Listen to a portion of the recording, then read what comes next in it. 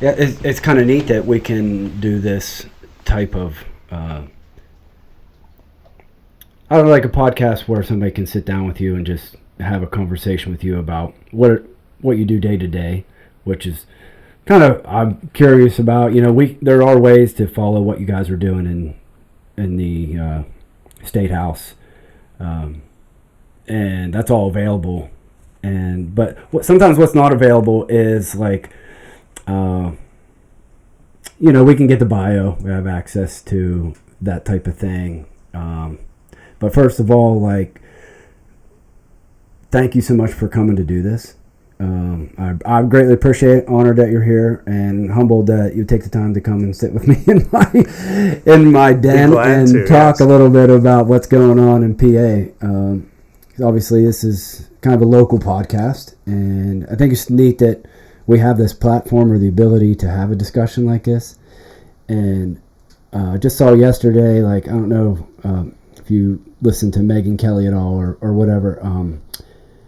She was mainstream media for a long time, and now she's on her own and doing very well at it. Like, so she went to this podcast forum and has her own media company now, and she just interviewed the vice president in his celebratory ballroom at his residence, or it's his office. I don't know whether it was in the White House or at his but it's kind of the same, not the same, but you know what I mean. It's a similar idea where we can kind of humanize you. Peer behind the public curtain and see what really goes on. Yes, correct. But it is neat that we can do something like this, and so I'm grateful that you would take the time to do it, first of all. So thank you. You're welcome. Glad to. We'll do a little introduction here, which you can get on your website.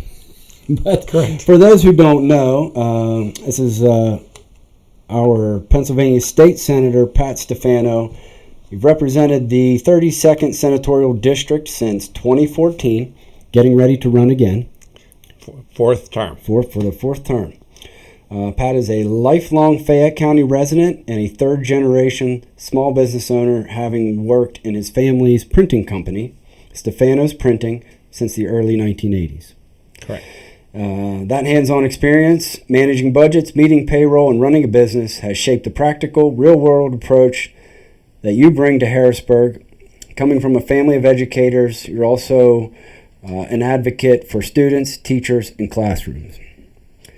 Deeply involved in the community with decades of service to local civic and charitable organizations like the American Heart Association, where you served on the board there also. Sure, and past president twice. And you can tell us a little bit more about that. Today serves in multiple leadership roles in the PA State Senate as the chair of the Consumer Protection and Professional Licensure Committee. Also vice chair of the State Government Committee, and serves on many others. Pat and his family reside in Fayette County in the Westmoreland area. Yeah, it's in northern Fayette and Bullskin Township. Yeah, so not too far from here. No, actually, where we live is great because I can get anywhere within the district in a matter of minutes. Yeah, that's cool. And the 32nd District is Fayette, Somerset, and parts of Bedford? It is all of Fayette, Somerset, and Bedford counties. Okay. And Scottdale Borough and Westmoreland. Okay. Very good. I have a gift for you. This is the... Oh, thank you. You're very welcome. That's any guest that's been on the show. So you see a fellow walking around or a gal with that hat on, you know that... they've been in that seat. They've been on the show. Yeah. That's good. Yeah, very good. So, well, I think we'll get to know you a little bit. Tell us about growing up in Fayette County and what childhood was like at that time. Well, I grew up in Connellsville. Okay. On the south side. Okay. We lived on the 1300 block of Chestnut Street, right along a stream.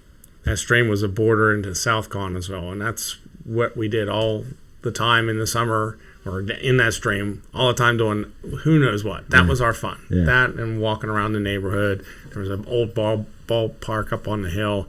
We'd spend hours up there. Like classic Americana. Yes.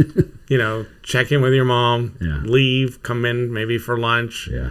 leave again. And when the lights came on, the street lights came on, you had to be home. Yeah. And that's how we grew up. And I spent a lot of time at my grandmother's house, my grandparents in Dunbar that had the printing company. That's my father's parents. So we were there every weekend. And I actually worked there from 6 on. And we would go before spaghetti dinner after church. I was going to ask you, so Stefano is an Italian name? Yes. Yeah. And my grandmother was Bernardo, and they were the first. I don't even think they were born here in the United States. They came over as young children. Okay. In the early 1900s. My family, on my dad's side, is Italian. My grandmother came over from Naples. She met my grandfather there in World War II, and he came back over and then went back to get her at like 16. I think she turned 16. They got married. Wow. And so she was here. Both have since passed, but yeah, big family. It was like your typical Italian, but they were dairy farmers when they come over here, and so it was like you took that Italian vibe and mixed that into the farming vibe, who were kind of family oriented anyway. And so my grandmother's house growing up was just, you came, you ate whatever, and you found a seed. It didn't matter where it was, on the steps here or there. That's how it was. You just packed them in. It was like, a lot of chaos and a lot of food. A lot of exactly. Yeah, family get-togethers, holiday get-togethers were just like that. A lot of chaos, a lot of food. My grandparents and great-grandparents, well, mainly my great-grandfather was a coal miner. That's what they came for. Okay. They heard of the land of opportunity. They wanted to come. Italy was in a recession at the time, lots of poverty, so they came, and they were on Dunbar Hill there, Furnace Hill it was called for that reason. And at the time, there was 4,000 people that worked on that hill. Wow. Yeah, and that's where our printing company was, and we've been there since my grandfather built the first building in 1932. So we've been there. There's been several different businesses over the years added on to different times, but that's where we stayed. Yeah. And when we shut the business down and sold it in 2020, middle of 2020, there was only 20 people left working on that hill. So we went from 4,000 to 20. Yeah. Today's episode is sponsored in part by Secular Insurance Group, LLC, your local independent insurance agency, proudly serving Somerset County and the surrounding area since 1931. With offices located in Rockwood and Somerset, Secular Insurance Group specializes in auto, home, commercial, farm, life, and financial services. So stop by, see Scott and Jason and their team for a personalized review of your insurance today. It kind of gives you an idea of what happened. Yeah. A lot of that has been in this whole area. The district, it was that way when we were fueling our industrial past. Yeah. So what kind of printing company and what were... We were a small business and B2B, as they would say, business-to-business printer. We did a lot of that type of work. Mm-hmm. Our biggest customer was Penn State Fayette, so we did a lot of work for them. Uh-huh. And I always tell everybody, why did you end up leaving the business? Because it was getting ultra competitive. Yeah. And the last job we did before the COVID shutdown was a nice order of postcards, because we did mailings for them probably once a week, and it was for admissions. And it was 5,000 postcards, 5x8, 4-color, both sides. Nice order, right? Mm-hmm. I got those printed from a broker in Pennsylvania for less than I could buy the paper. Wow. That's where we were headed. I wanted to shift into a small business marketing company. My daughter was the 4th generation coming in, and they didn't want to change, and I needed to focus on my Senate work. Yeah. I was trying to do both, and when you try to do that, you do neither well. Yeah.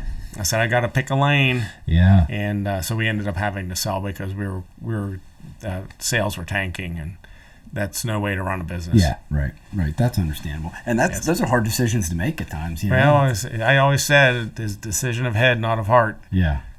My heart's still in the printing business, and you can see by my Facebook reels that I see presses and old presses that are running, and they're fascinating for me to watch. I can sit for hours and watch those. It's still in my blood. I still love it. Yeah. But I had to make a decision, and my work in the Senate is very important right now. Yeah. Well, yeah, for sure. So with you said your wife is a history teacher? Yeah, she's an art history teacher. She teaches AP Art History in Greensburg Central Catholic High School. Okay. And just got her doctorate in educational leadership. So nice. She's Congratulations to her. Yeah, it's amazing work, and we're going to take her thesis work that she did and run it up the chain through the Department of Education. Yeah. And talk about this program. There's actually a pilot being done. We were talking about this earlier about using the study of art history for youth, for critical thinking and college and career readiness. Mm-hmm. There's a pilot study being done in the Philadelphia School District right now, working with the younger kids, because everybody knows this, we're getting overwhelmed with information all the time.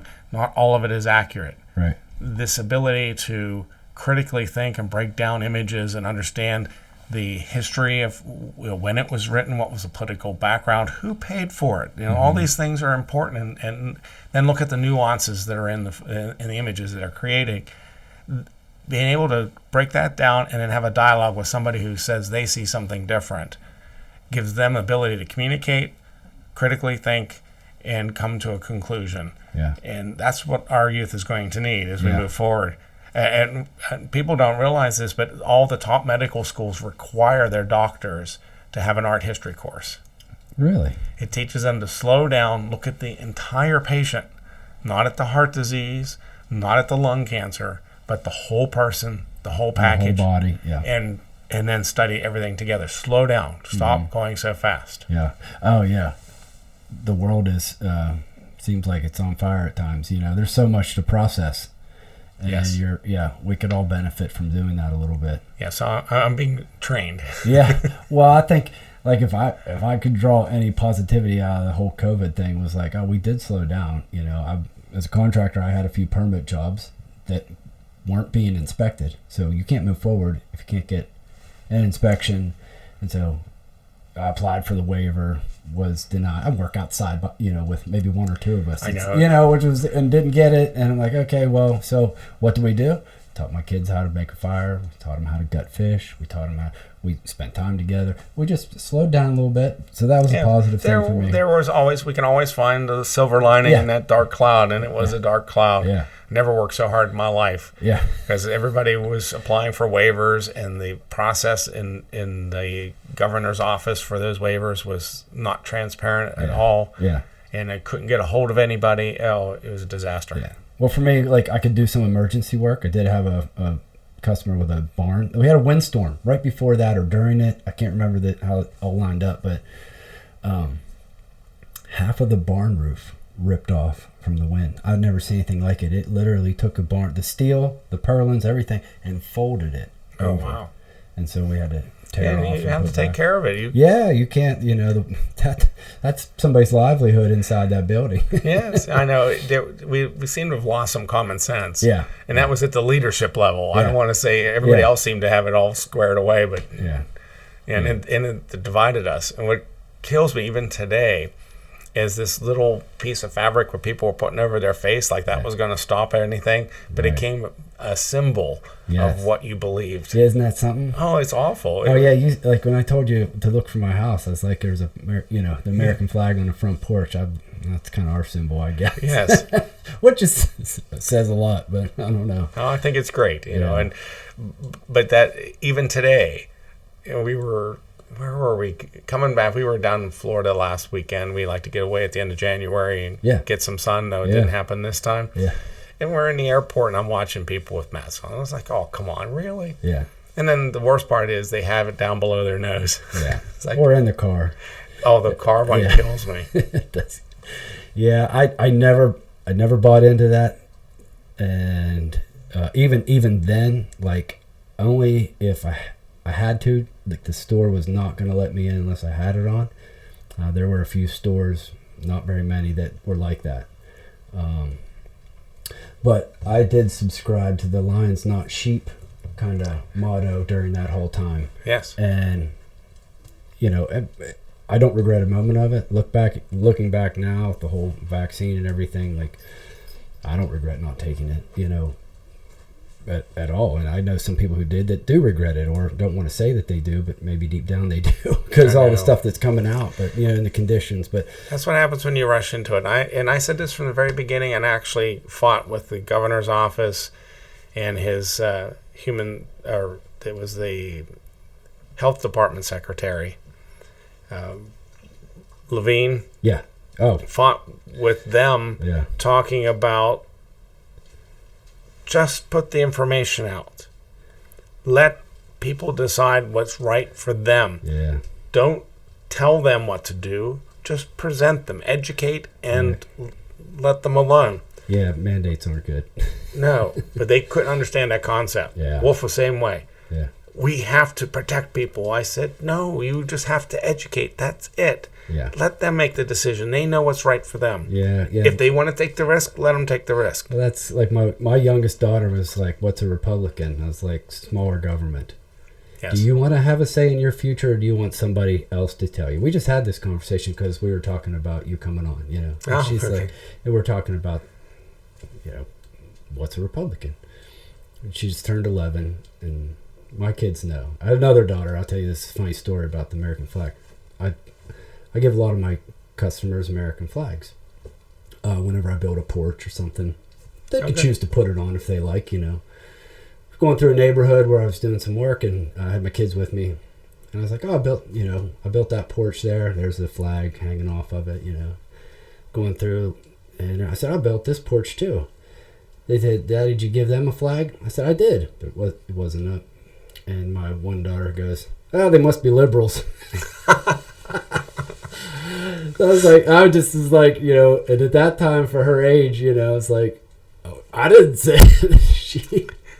She pieced it together. She pieced it together. It was funny. But it doesn't always mean that, but, No, it doesn't, but sometimes people want to be private. Yeah.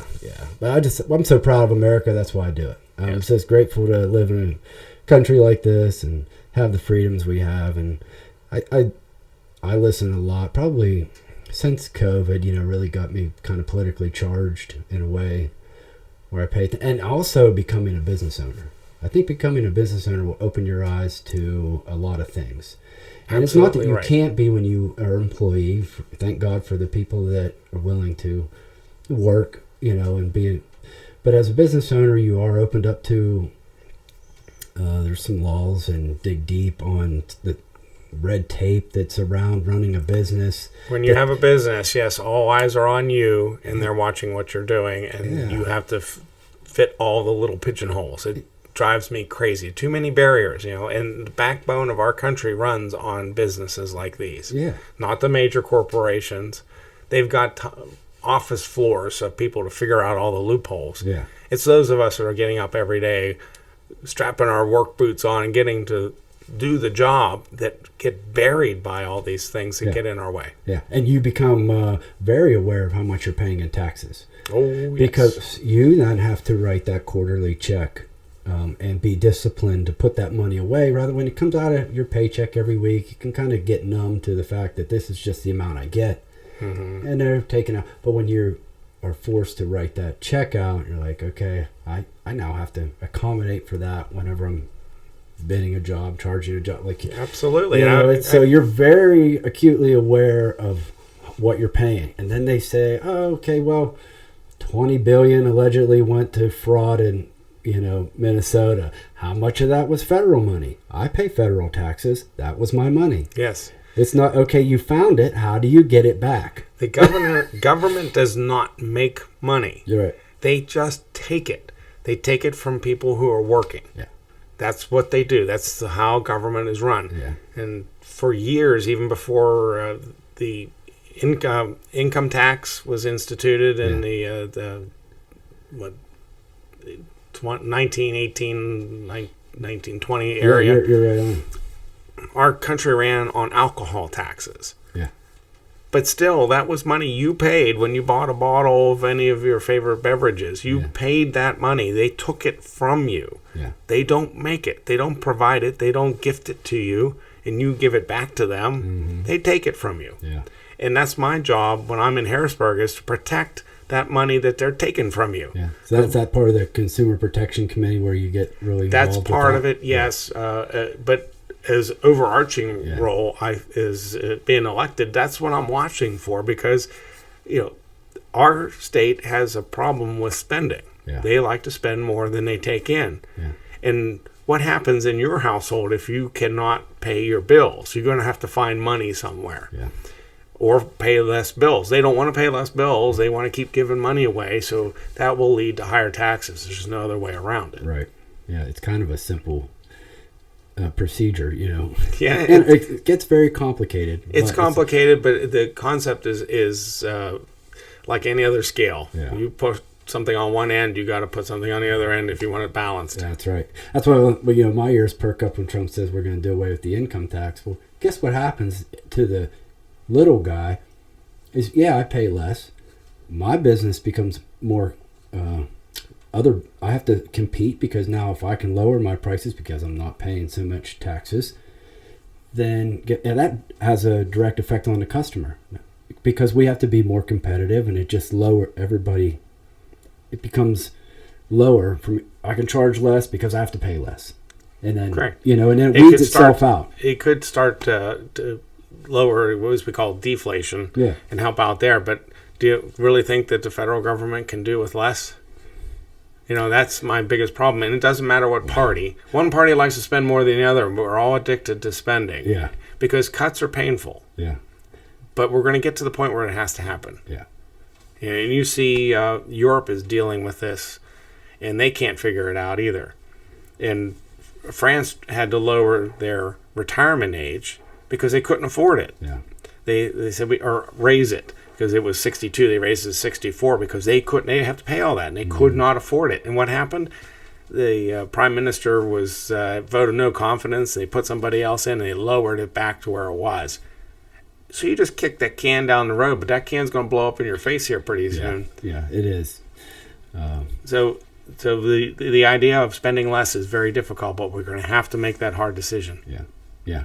Well, Pennsylvania is obviously, it's a big state. There's a lot going on in the state of PA. We've been a swing state for a while, and we swung to the right this past election, which is, in my opinion, good. I would agree with you. And if you ever look at the map, it's mostly red, and then you got the pockets of blue, but that's where the bulk of the people are, and that's what makes us purple. Which is bad, because the bulk of the state can't really relate to the bulk of the people in that, and the country's that way. The whole country is that way. That's why I'm a believer like you that, especially on the federal level, we need a smaller government. It's supposed to be the United States. Mm-hmm. States have the power, not the federal government. Right. And I'm weak on my amendment numbers, but whenever we had the U.S. Senate elected by popular vote was a bad decision, because it used to be the Senate was elected by the legislature of each state, and they reported to the legislature, not to the public as a whole, and that way they could understand what was happening at the state level, not on a popular level, but what the state direction was going to be. And that, by making it a popular vote now, is giving the federal government much more power. And power loves more power. Yeah, right. And they're just trying, absolutely. Yes, and they're trying to grab more and more of it. And while we're fighting at state level to say less of that, more back in the states. Let us control the dollars here. Nothing's worse than them saying, "Well, we'll take your money, and then you ask for it back." It's like, no. How about we just keep it? And you take what you need to run things. I'm all for that. I think government has four responsibilities: education, safety, infrastructure, and a hand up but not a handout. Those are my four beliefs of core government, and that's what they should be there for. Anything beyond that, you're interfering with business. So you're going to be running again for your... This is my fourth term. This will be your fourth term coming. Yes. Or you're currently in your fourth. I am currently in my third term. So you'll be running for a fourth term. So in 2012, you decided to run. It was actually the end of 2013. Okay. And 2014, yeah. Okay. Yeah, so it was 2013. It's an interesting story because I was in my Rotary board meeting. Okay. It's a lunch meeting, and the gentleman sitting next to me was getting a phone call, and he looks at his phone, and he said, I haven't seen this name in a while, and he leaves. Takes his call and comes back, and he's staring at me. And I'm like, what? Why are you looking at me? What's up? Yeah. He said, I just got a call, and this guy said, do you know Pat Stefano? And he goes, yes, I know him. I'm sitting next to him having lunch. He said, well, we want to ask him to run for state senate. Yeah. And my first answer was, hell no, I don't want to do that. Why would I want to do that? Had you run for any other office No. before? No, I've never been in elected office before. Okay. The only thing I did was I was appointed to the Bullskin Township Water Authority, we'll call Pleasant Valley Water Authority, when I first moved out there in 1995. And I offered, I knew the supervisors, I used to print for them. So I said, hey, if you need help, I'm new to your area, I'll help you out. And they called and said, well, yeah, we have a vacancy on the board, we'd like to appoint you. I said, well, okay, I've never done that. So I went to the board meetings and we talked, and I didn't like their policies, and they kept telling me, we don't like your city slicker ideas around here. I said, I'm from Connersville, just down the road. That's not a city. Right. Yeah, to us it is, and you're a city slicker. Yeah. And I was just having a hard time. You got a traffic light around here. Yeah. We had lots of people. So I was complaining to the supervisors, and they said, well, we're forming a sewage authority. Would you like to be a charter member of that? And I said, absolutely, I'll do that. And I said, as long as I can write the bylaws and it's fair for everyone, I'm all for it. So I got part of that. Little did I know that type of exposure to that section of government, because it was appointed, I didn't get elected, but I had to work with the different agencies, and then the chair left, and then I was the next one in line. I didn't want to be chair, but they made me chair, and I chaired that for 15 years, but little did I know that would help me prepare for this type of work, especially the committee that I chair. Yeah. Because it oversees a lot of the PUC work, especially on consumer protection side. That and being part of the Heart Association, I was doing advocacy for them and sending out letters and things. And then when I took over as the third generation in our printing company, I joined a group called the NFIB, National Federation of Independent Business People. Mm-hmm. And they have a state chapter. I joined that, and I wanted to advocate because I felt as a small business, we're so busy all the time trying to just keep the doors open that I can't go to Harrisburg. I can't advocate on behalf of myself, but if I join this organization, I can. Mm-hmm. So that's what I did. Then I started sending the emails for the bills I didn't want run. This is bad for my business. And I used to talk to my father all the time. I said, this is ridiculous. They're not listening to us. Mm-hmm. I'm trying to tell them. I see how they voted. This is nuts. I don't even know if I want to be part of this group anymore. Mm-hmm. But I stuck with it. And it was because of that, when they called me to ask me to think about running, I said, well, geez, all these times I've been asking these people to vote a certain way and they don't listen. Daggone, I might as well do it myself. Mm-hmm. My daughter was getting ready to graduate from college. I said, this is a perfect time. Let's see if this works. Yeah, because I've been, or maybe you have too, you've been in situations where they're presented to you and you look, if you don't do it, you look back and it's not going the way you would have liked. You're like, I had my chance, and sometimes, that's a tough choice to make, especially because it probably affects, family and everything. It affected everything. Mm-hmm. And my father said, you don't know anything about this. Why would you want to do this? And I said, well, for that reason we just said. For that reason, exactly. I said, if I don't try, I'm going to regret it. Yeah. For the rest of my life, I had an opportunity and I passed it up. I said, I think this is being presented to me. I need to take it. Yeah. And the lights are starting to come on in front of me. This is the path I'm supposed to take. Everything started lining up.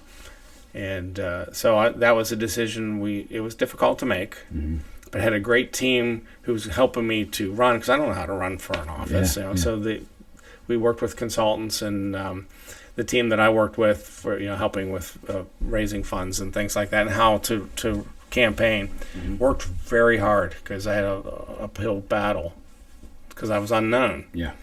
But the way Fayette County politics were at the time, everything was scripted, and they always knew who was coming next.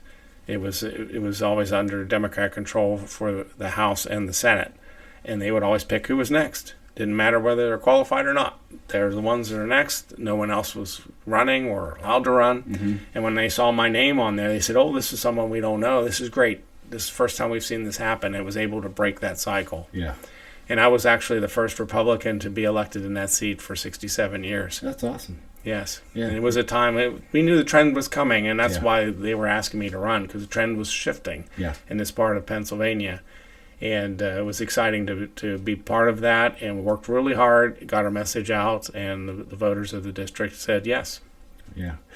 And that's kind of the trend that on a national level also is like, I think people just want somebody that really could represent them as a regular person or as a, down at their level to understand.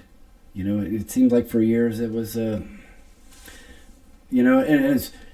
as mainstream as Trump was, he still says what he thinks without, sometimes maybe to his detriment, but I agree, but he just says what he thinks. And I think a long time we've seen too many polished politicians. He's very careful about everything and tiptoe, and I think we just needed somebody to, and I think people just resonated with that. Like, no BS, let's just need to shake things up. Yeah. And that's and that was like when I ran it. It did. It shook things up. Yeah. And didn't realize that that's what I was doing, but I was frustrated like everybody else. Yeah. It was just too much of the same thing over and over again, and felt like we weren't being represented. Yeah.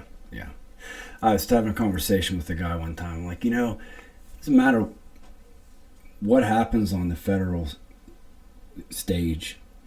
Not a lot has changed on this road or street for as long as I can remember, other than sometimes like either the mail going out or the mail coming in. But if you shut off the news, you shut off everything, like not much has changed. Electric bills, fuel price, utility prices, stuff like that you'll notice, but which is kind of nice.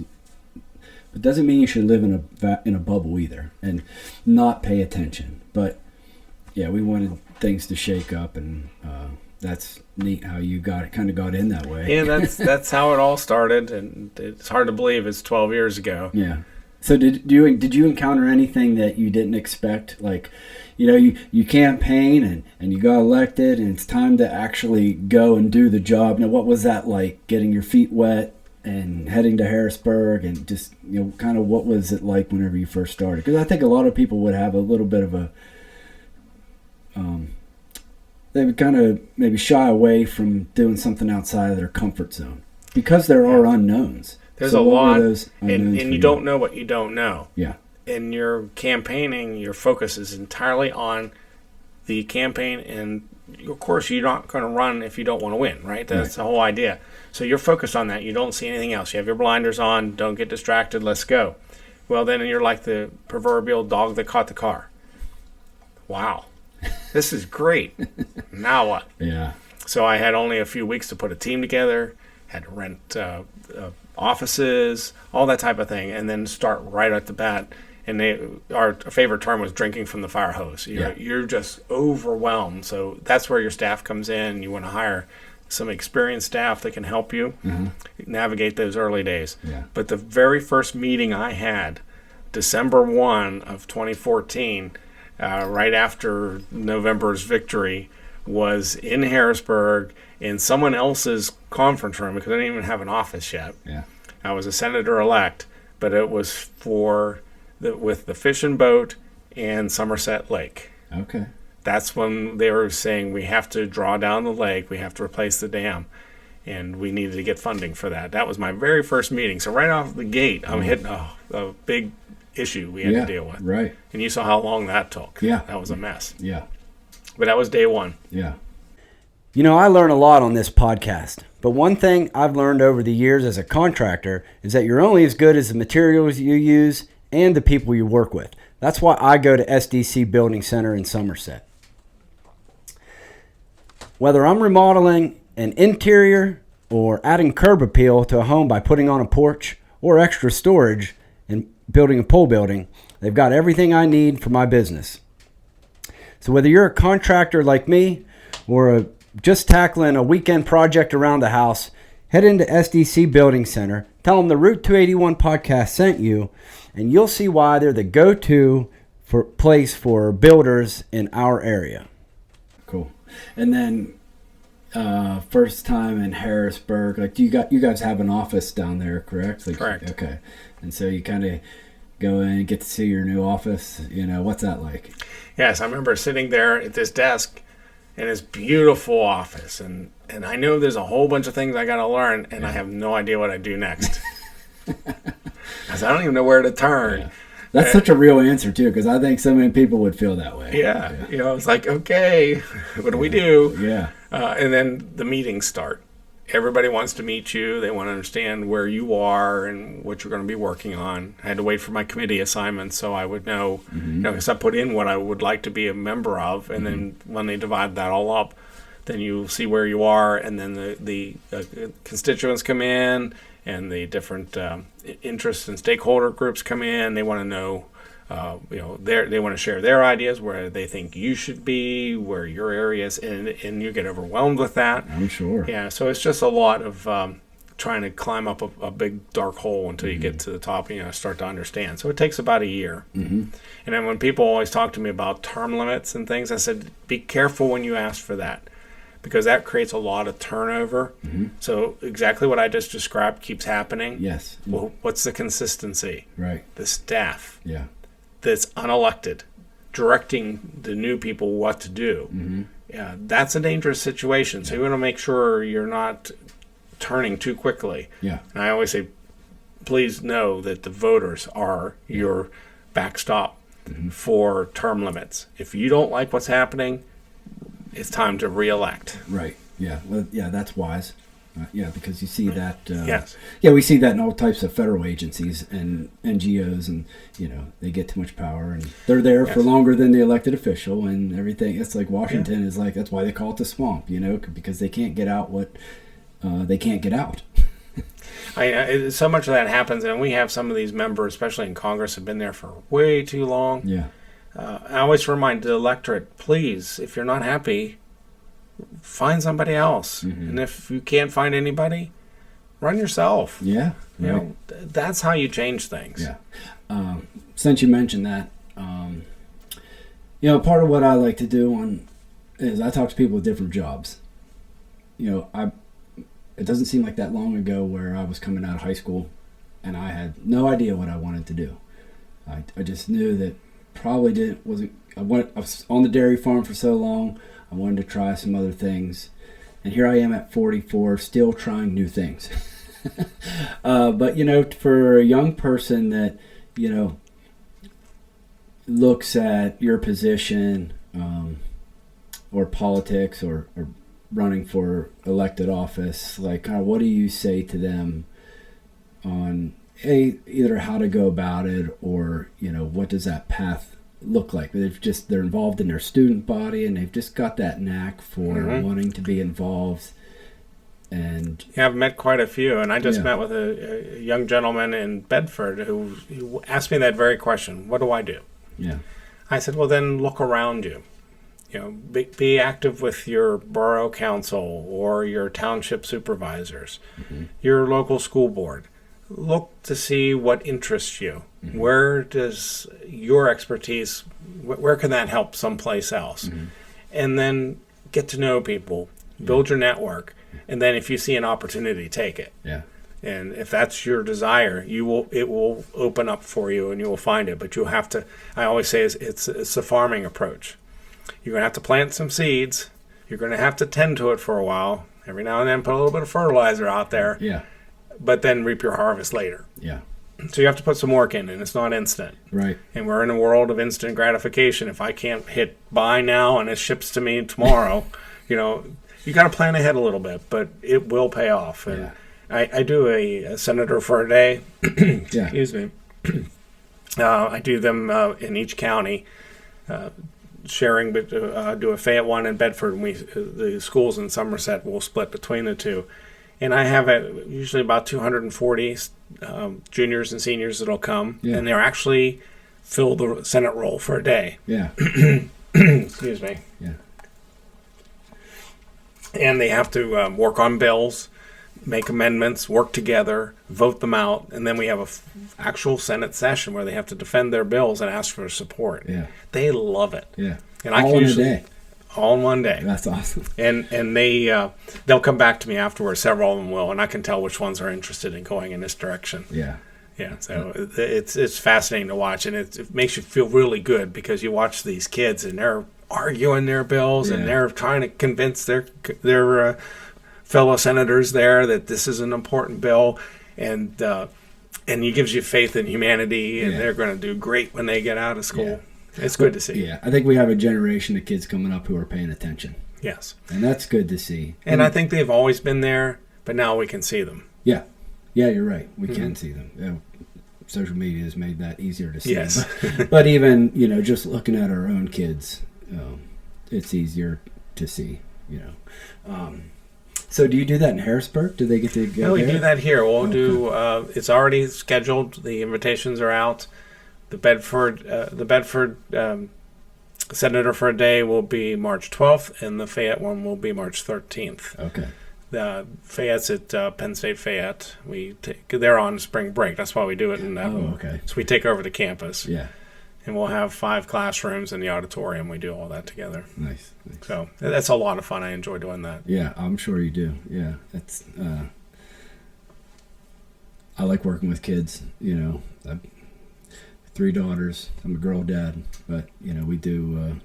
I don't know. I've always just enjoyed kids, but it's fun. Yeah, it's good. And the one point I want to make real quick too is these kids come finely dressed. Oh, really? Oh, yeah. Suits, which is nice ties, to see. Dresses. Oh, they look so great. And they argue their points great. It's just impressive to see. Yeah.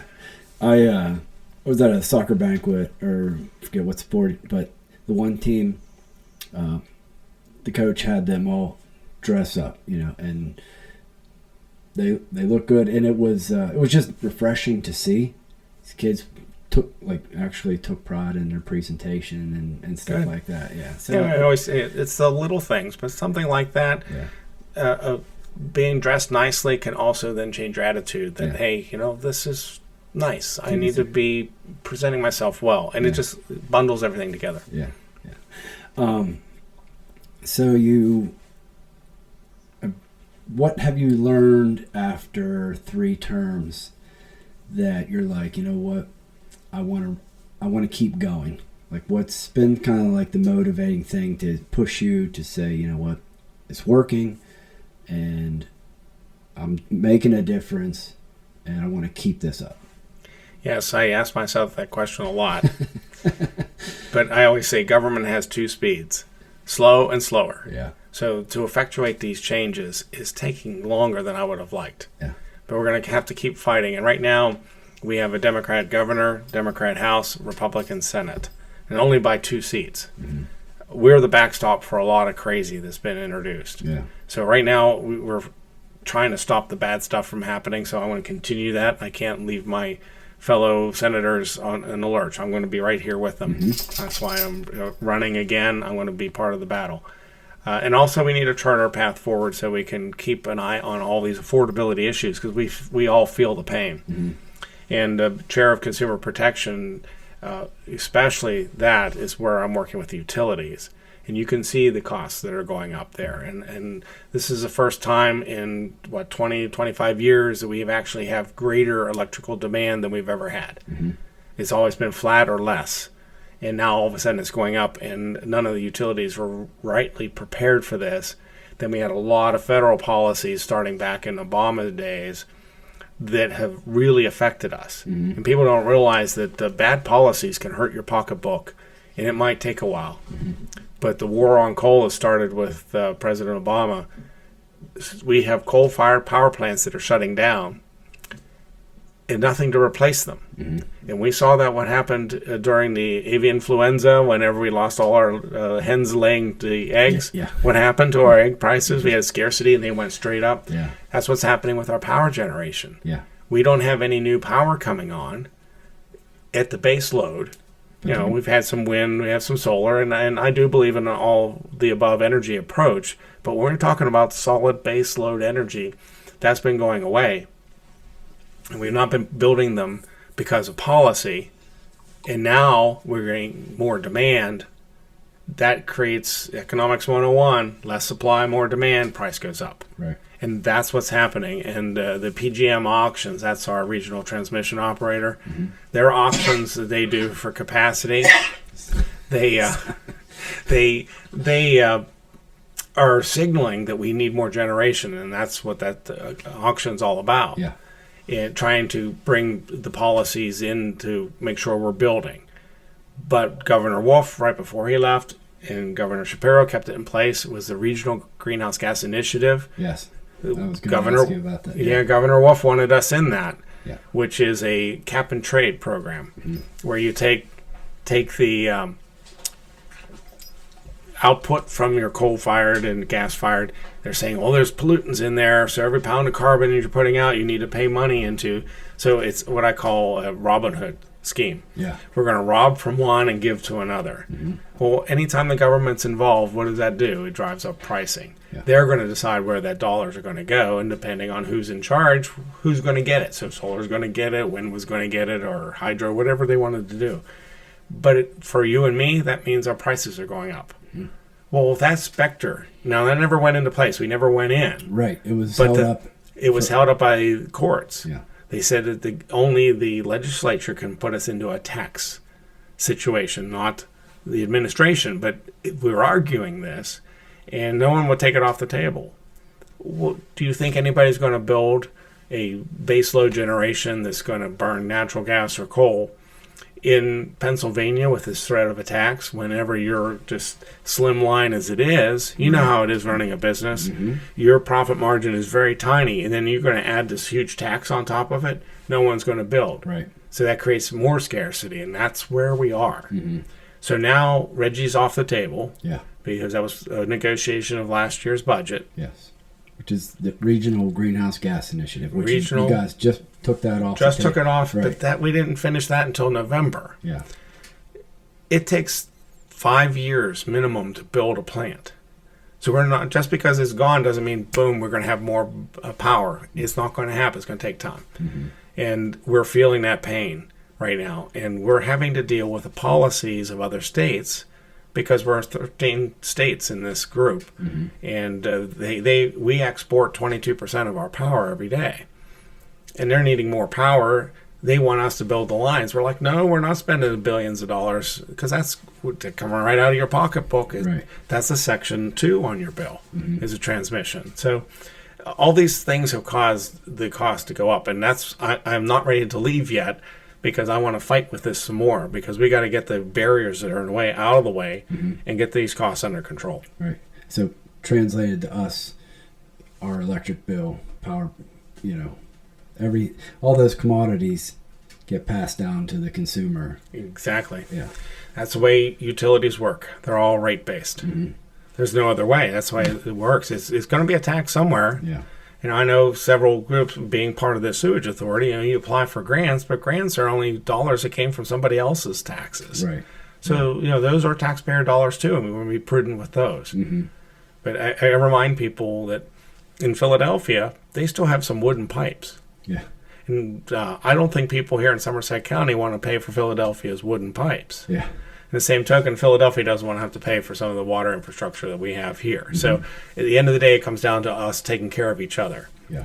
And one of the rising costs of any utility is the permitting and the regulations and hoops you got to jump through. Yeah. Long gone are the days where you can just go out and dig your line and put the line in and be done. You got to have all these check boxes, and you mentioned it when you're doing permitting work during COVID. Right. You couldn't get inspections done. Same thing. Everything has all these hoops you jump through. Yeah, yeah.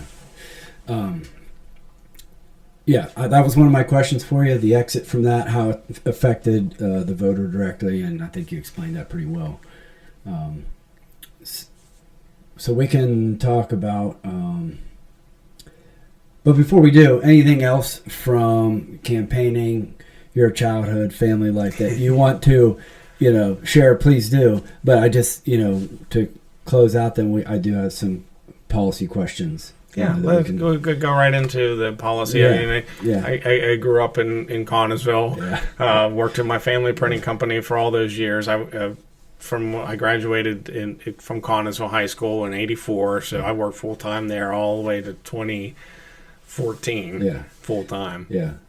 I like. I've been an employee most of my life, and then started my own construction company, and the year before COVID, which when I was a new business owner, my wife and I going through COVID, which was a learning. That's tough. That was a learning curve for sure. We kind of got, like you said, drinking from a fire hose at that point. But yeah, you learn a lot as a business owner. So, but you're now on the or you chair the consumer protection and professional licensure. So you have a bill coming that just kind of came out of your committee on the indication on the license. Well, actually, that's a transportation issue. Oh, okay. And I sit on the transportation committee. But this bill is something I worked on for over 5 years. And it starts from a family in Dunbar. Okay. And they came to me and said it was an issue where they had a young driver and he was hearing impaired. But he was able to drive. He's probably 20, 22. And he got pulled over. And the officer was trying to explain things to him, but he couldn't understand. So the officer thought he was being belligerent. Mm-hmm. Had handed his license and the paperwork over, and they couldn't come to any agreement. That officer's getting upset. He went to reach for his hearing card to show the officer he can't hear well, and he thought he was getting a gun, so he got a gun in his face from the officer, and that escalated really quickly.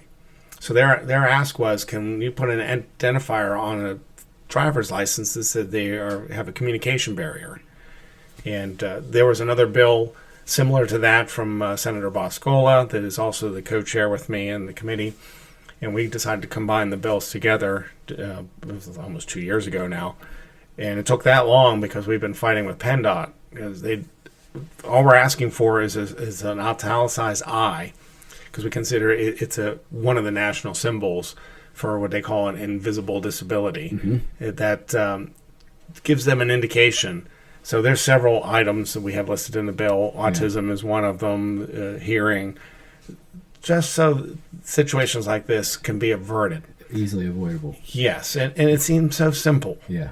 All just as an indicator, so we can de-escalate and communication can work. And it just took forever. PennDOT was very reluctant to add anything to their license. There's just a lot of back and forth. But we finally got it out of committee now. Yeah. It's on the Senate floor. Hopefully, before June, we can get that voted out, and then it'll go over to the House. Did you get any feedback from police officers? Oh, yes. And they're in favor of something like that? Yes. I wouldn't understand why you wouldn't be, No. That doesn't seem like something that you could take advantage of either, because it's pretty straightforward. Yes, and it's voluntary.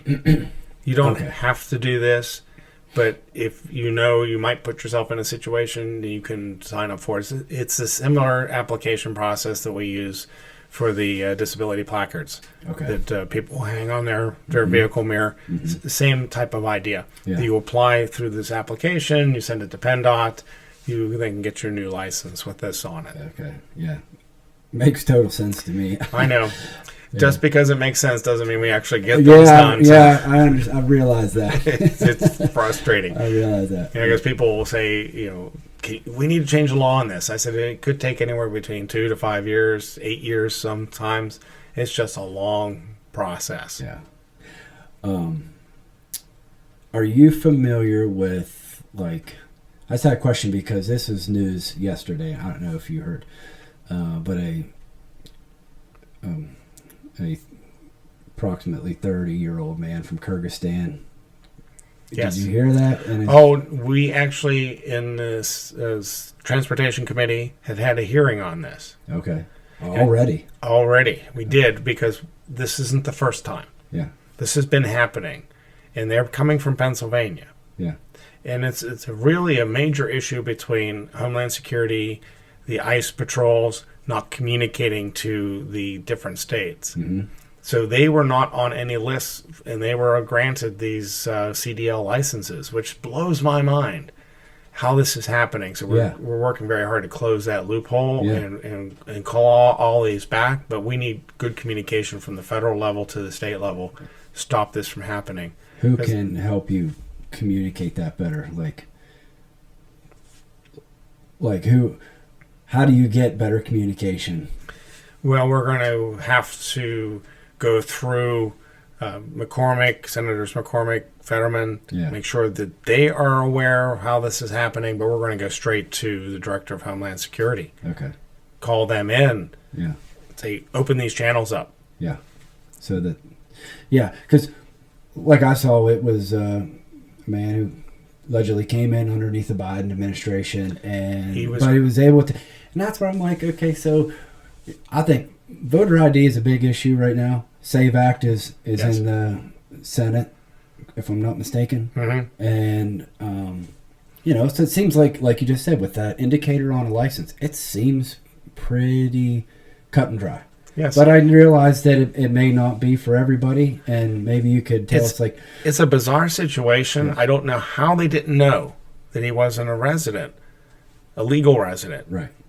But the databases didn't show that he wasn't, that he came through the Biden administration and they were okay to be here. Yeah. By all indicators, it was legal to be here.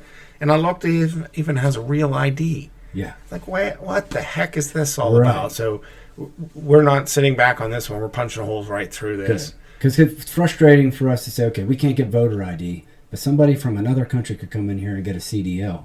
Correct. I have a hard enough time going to renew my driver's license. Actually, it was pretty easy. I won't say that.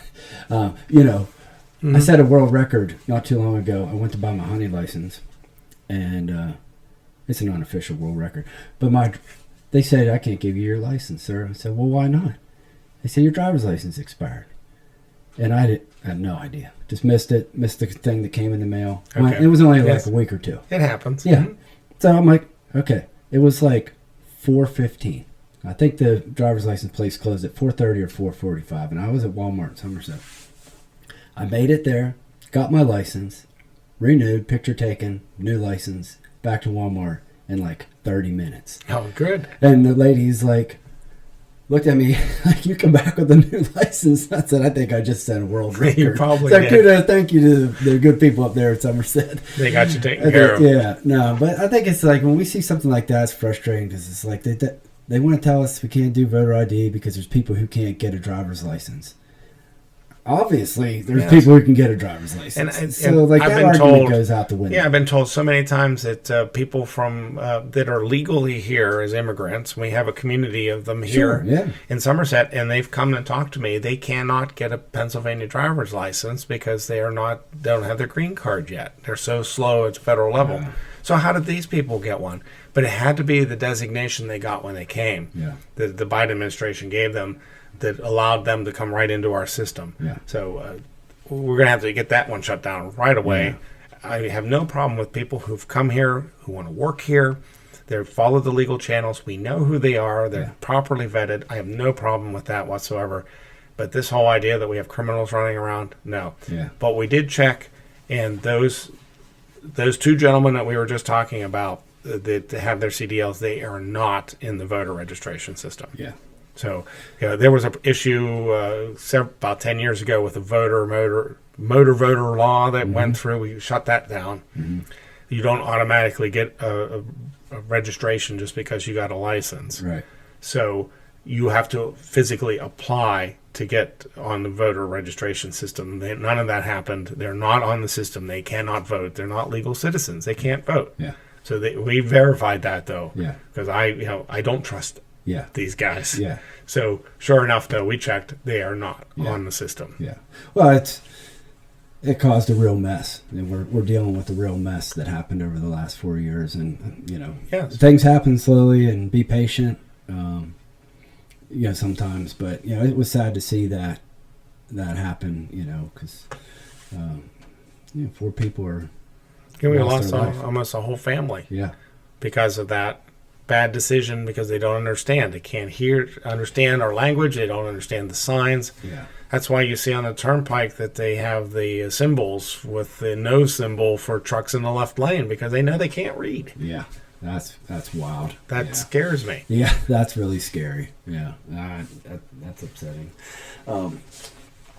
Yeah, I wanted to ask you about that. You talked about the SB 802 or RGGI.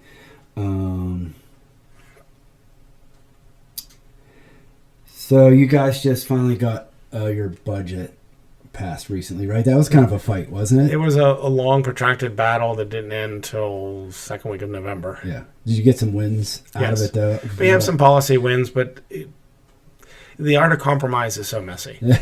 And that's why it was so long, because we're holding out, because I didn't want to spend that kind of money. A lot of us didn't want to spend that much. It's too high. Yeah. We're taking in more, spending more than we're taking in.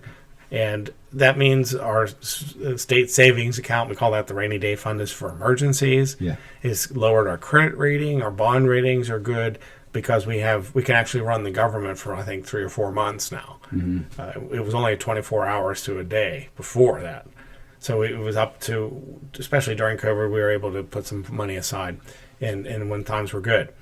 Not that we didn't raise any taxes. The economy is doing well. Right. So when you are taking in more than you're expecting and you're only spending this much, you should save that. Yeah, just like any family household should. Yes, because you don't know when that rainy day will come and you need to fill in the gap so you don't go back to your taxpayers.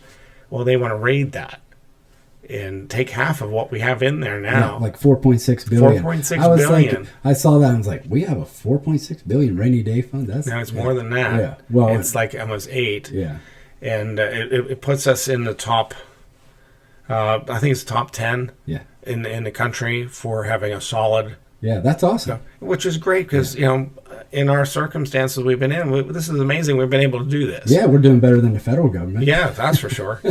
But you can't. That's unsustainable if you're going to spend that. Because if you're going to take it this time, what are you going to do next time? Right. And we know costs are going up. Mm-hmm. It's happening at the department level too. So you're always going to want to come back and ask for more. I don't think any department has ever come back and say, "Oh, we'll just tell you we're going to take a 10% cut." No, they don't do that. They ask for 15, we give them 10. They say, you cut us 5. They said, no, we just gave you 10. Well, we wanted 15, so usually we have 5 less, so you cut us. Yeah. So that's happened a lot. So that won't happen in this case. So they're going to come back for more, and you've now taken money that you had set aside. This is unsustainable. Yeah. Give it 2 or 3 years, and you're at 0. Yeah. Then what? And I'm not voting for a tax increase. You're out of your mind. Yeah. So, well, thanks. Yeah. It's too high to begin with, and they want more. Yeah. So it's so frustrating. So I always said a rising tide raises all boats. So that means a strong economy. And we've been doing that. And that part of the reason we're having lower revenues is we're lowering the corporate net income tax. We were the most expensive state to do business in, anywhere. Mm-hmm. Well, that has been slowly changing. We drop it about 0.25% every year. It was 9.9, and our goal is to get it down to 4.5. And it will be competitive to other states. But it doesn't grow quickly. It takes time. Mm-hmm. But we went from number 32 as a business-friendly state to number 11. Yeah. So we're climbing. Yeah, that's a significant move. It is significant. And I'm hearing from people that I know in West Virginia, and they're looking up at Pennsylvania and saying, what are you doing there? You guys are killing it. And I'm glad they think so. I don't think. I think government's still in the way. It's funny, you're always your own worst critic. Yes, I know. But it's good that there's a perception that where things are starting to improve. And I fingers crossed. I work with a lot of the economic development organizations, and they have more and more requests to bring industry into the state. Yeah. And our biggest problem is workforce and housing. Mm-hmm. And housing is a national crisis. We know that. We have the same problem here in Somerset, Fayette, Bedford. Housing is the number one issue. You can't bring in these companies if you don't have a place for employees to go. Yeah.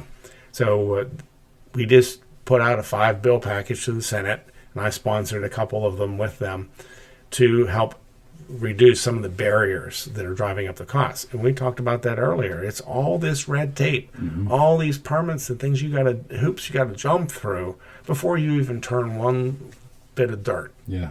What do you see as a solution to the housing crisis? Or I mean, I don't know if it's a crisis, but kind of the issue. The issue is so complex. You can only nibble at the edges. Yeah.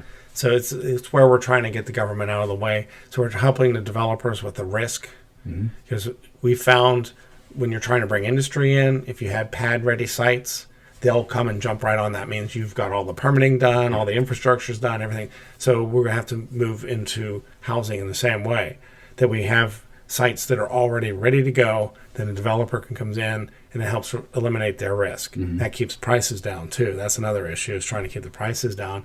And the larger you can get these developments done, the more you can economies of scale for your infrastructure planning, your utility planning, all those things that cost so much, if we can get it done all at once. So it's trying to nibble at that.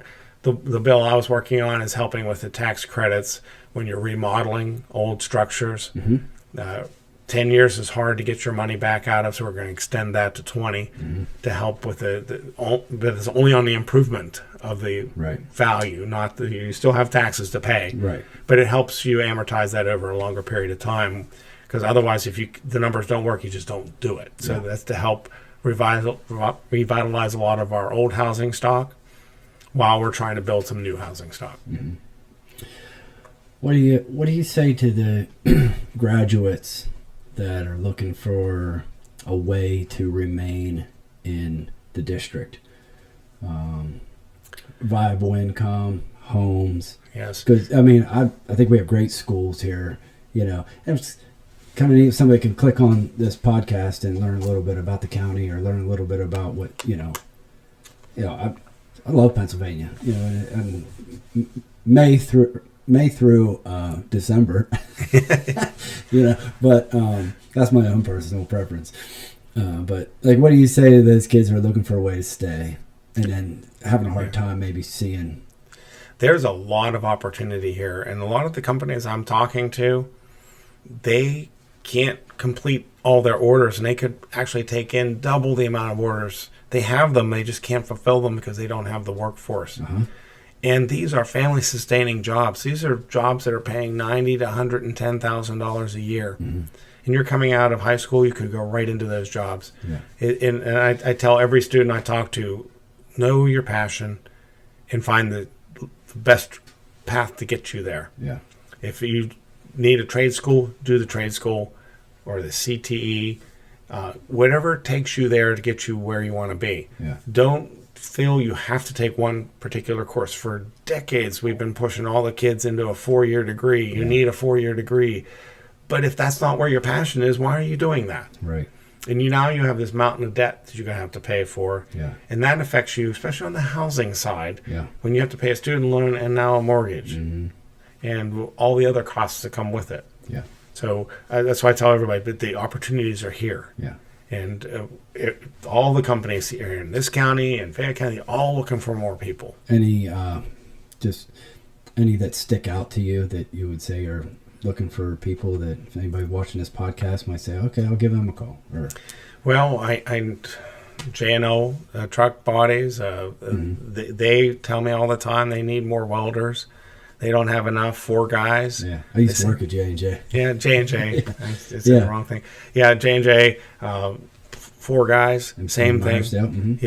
I was talking to a large truck spring company. They do a lot of suspension work on the large construction company. Their average age of their employees is 58. They said, we don't have anybody coming in, and this is good work. So it is here. It's easy to find because everything's online now. And find out what your passion is and go for it and see what happens. I remember working with a chamber here in Somerset just about 5 or 6 years ago on this very project of bringing all the employers together so they could advertise and say, this is what we're looking for. So those channels are out there.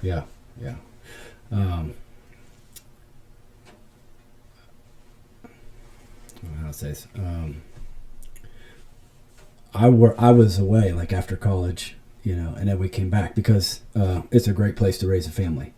And I agree. Whether you're here in Bedford or Fayette, there's a ton of places that are Bullskin. It's great places to raise a family. And I couldn't imagine. I look around the country and I'm like, what ways can I do better? I love places. There's places I love to visit. Don't get me wrong, but as far as raising a family, putting down roots, I'm happy that this is where we are. Yeah, I'm right there with you. I've been a lifelong resident, Yeah. especially when everybody in my generation was leaving. Yeah. Because that's when all the mills and plants shut down. Mm-hmm. Yeah. Yeah, I spent a little time inside the Beltway, went down there in that area. And, like, for a young person, there is a lot of opportunity, and there's, Yes. the bright, shiny lights are there if you want that. But for me raising kids, I would know. That's why I like being out here. You get the best of both worlds. You have this great environment here, the outdoor recreation activities, all the things we're connected to. Yeah. And such urban markets are so close we can go visit them, but we don't have to take all their hardships that come with it. Right, exactly. Yeah. And, for as much as I sometimes rip on the cities, it's where we go to Steeler game, or it's, I enjoy going to D.C. The school, the 6th grade class gets to go there every year. Good. And so I've got 3 girls coming up through. So I've been there twice, and I've got one more 6th grade trip to D.C., and I really enjoy it. It's kind of fun. I would encourage the teachers to take the kids to Harrisburg to go see that. I don't know. There's probably some that are. We do. We get groups all the time, which is great. I love it. Yeah, very good. On that note, I just wanted to give a little bit of an encouragement to the young people that may view this and say, "Oh, okay, that's awesome to hear that there are companies that need good people." Yes. And because it is a great place to call home. We're bringing more in every day. We're trying to. Yeah. So you're running again. Anything you want to say about that?